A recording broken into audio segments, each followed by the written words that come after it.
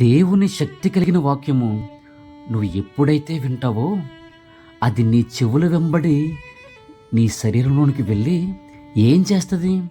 ఇప్పుడు pain killer tablet వేసుకున్నావు, నీకు పెయిన్ ఎక్కడ వస్తుంది? మోకాల్లో పెయిన్ వస్తుంది. నువ్వు ట్యాబ్లెట్ వేసుకున్నావు, ఎక్కడ వేసుకుంటావు? నోట్లో నుంచి కడుపులోకి వెళ్తుంది. మరి పెయిన్ మోకాల్లో ఎలా తగ్గింది? సో ఒక్క పెయిన్ కిల్లర్ ట్యాబ్లెటే ఎక్కడైతే పెయిన్ ఉందో అక్కడికి వెళ్ళి పనిచేస్తుంది కదా.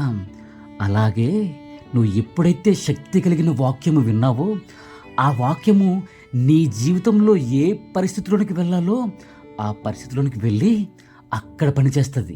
నువ్వు చెవులతోనే వింటావు, కానీ నీ జీవితంలో చీకటి ఎక్కడుందో, శాపం ఎక్కడుందో అక్కడికి వెళ్ళి పనిచేస్తుంది వాక్యం, దేవుని శక్తి కలిగిన వాక్యము. కాబట్టి నీకు సమయం దొరికినప్పుడు ఆయన వాక్యాన్ని చదువు, విను. అది నీ జీవితాన్ని మారుస్తుంది, నిన్ను బాగు చేస్తుంది. ఎక్కడ పని చేయాలో దానికి తెలుసు. చెవిగలవాడు వినుగాక. ఆమేన్.